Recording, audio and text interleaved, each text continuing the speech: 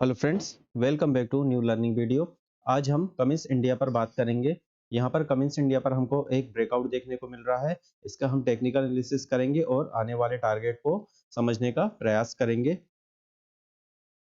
यहाँ पर आप देख सकते हैं मंथली टाइम फ्रेम पर हमें एक अच्छी रैली देखने को मिल रही है और इस रैली के बाद हमको एक छोटा सा यहाँ पर रिट्रेसमेंट देखने को मिल रहा है और इस एक रिट्रेसमेंट के बाद हमको यहाँ पर एक छोटे से ब्रेकआउट आज देखने को मिला। तो वीकली टाइम फ्रेम लगा लेते हैं और वीकली टाइम फ्रेम पर देखते हैं कि किस प्रकार से हमको यहाँ पर प्राइस एक्शन बनता हुआ दिखाई दे रहा है।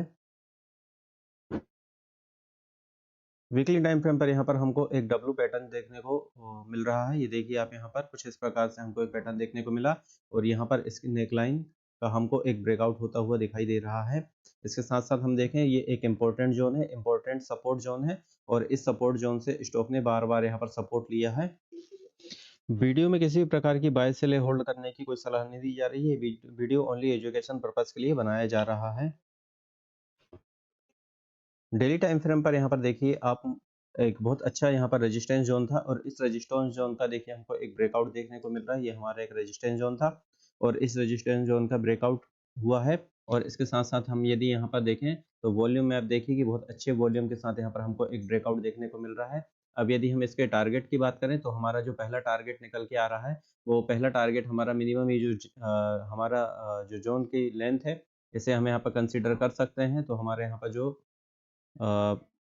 टारगेट निकल के आ रहा है वो लगभग 8% के आसपास का निकल के आ रहा है, 960 रुपए का। और इसके बाद हमको जो ऑल टाइम हाई के आसपास हमारे रेजिस्टेंस एरिया बना था, इस रेजिस्टेंस एरिया का यदि यहाँ पर हमको ब्रेकडाउन मिलता है तो हमको आने वाले समय में 2150 रुपए के तक टारगेट यहाँ पर देखने को मिल सकते हैं। यदि हम स्टॉप लॉस की बात करें तो हमारा जो लॉजिकल स्टॉप लॉस रहेगा वो इस लेवल के आसपास का रहेगा या फिर आप अपने रिस्क मैनेजमेंट के अनुसार इस ब्रेकआउट कैंडल के नीचे भी अपना स्टॉप लॉस यहाँ पर मैनेज करके चल सकते हैं। और एंट्री की बात करें तो करंट लेवल पे हम यहाँ पर अपनी एंट्री इनिशिएट कर सकते हैं। यदि इसके ऊपर कल स्टॉक सस्टेन करता है तो हम यहाँ पर हमारी एंट्री यहाँ पर हो सकती है। स्टॉक का भी क्वार्टर 2 का रिजल्ट भी आया था।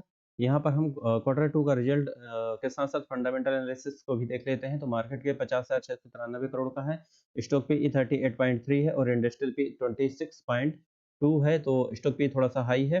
आरओसी की बात करें तो 26.8 और आरओई 21.6 है, तो ये अच्छा नंबर है। डेप्ट टू इक्विटी रेशियो 0.5 है। कंपनी के ऊपर 271 करोड़ का डेप्ट है, तो डेप्ट टू इक्विटी के अकॉर्डिंग हम इसको लगभग डेप्ट फ्री कंपनी यहाँ पर मान सकते हैं। पेग रेशियो 3.612% का है।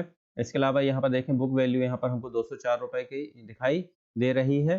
प्रमोटर की होल्डिंग यहाँ पर 51% की, जो कि अच्छी बात है और किसी प्रकार की होल्डिंग प्लेज नहीं है और प्रमोटर ने किसी प्रकार से अपनी होल्डिंग में कोई चेंज यहाँ पर नहीं किया हुआ है। इसके बाद हम यहाँ पर क्वार्टरली रिजल्ट देख लेते हैं। क्वार्टरली रिजल्ट के पहले यहाँ पे हम पी रेशियो को थोड़ा सा समझ लेते हैं। तो देखिए आप पी रेशियो यहाँ पर हमको ऑल टाइम हाई इसका जो था वो लगभग 50 के आसपास था। तो पी रेशियो यहाँ पर जो अभी 30 हमको यहाँ पर 36-37 के आसपास दिखाई दे रहा है।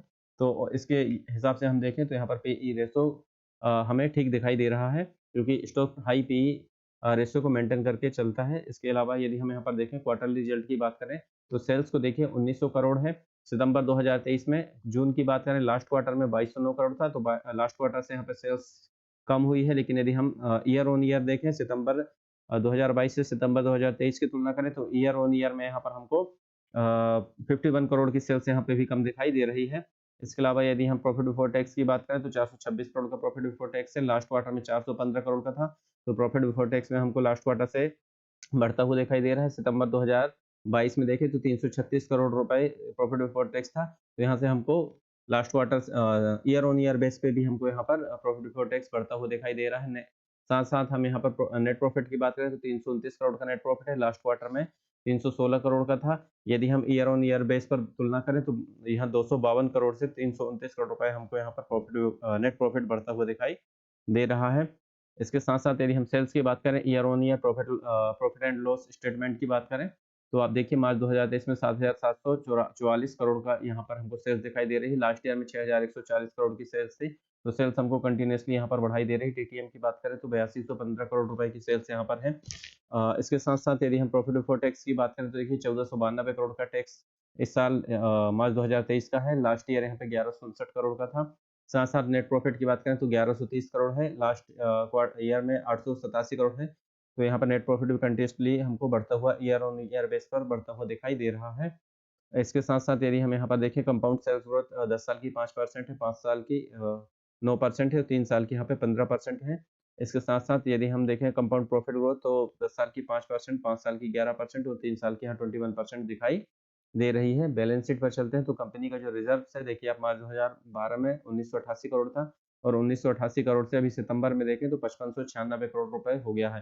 तो देखिए आप रिजर्व्स कंपनी के लगातार बढ़ रहे हैं, इंप्रूवमेंट हमको दिखाई दे रही है। इसके साथ-साथ यदि हम यहाँ डेब्ट की बात करें तो 271 करोड़ का डेब्ट है। लास्ट क्वार्टर में यहाँ पर हम देखेंगे मार्च 2023 में 373 करोड़ का डेब्ट था, तो यहाँ पर कंपनी ने अपना डेब्ट भी कम किया है और रिजर्व भी बढ़ा है, तो ये अच्छी बात है।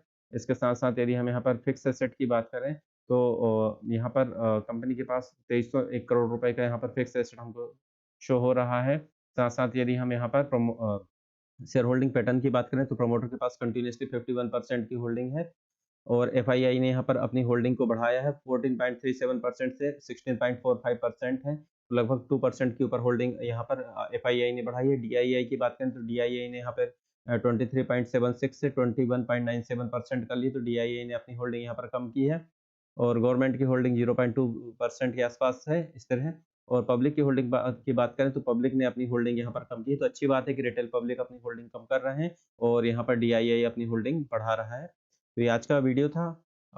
वीडियो कैसा लगा लाइक शेयर और सब्सक्राइब जरूर कर लें। आज के लिए इतना ही, धन्यवाद।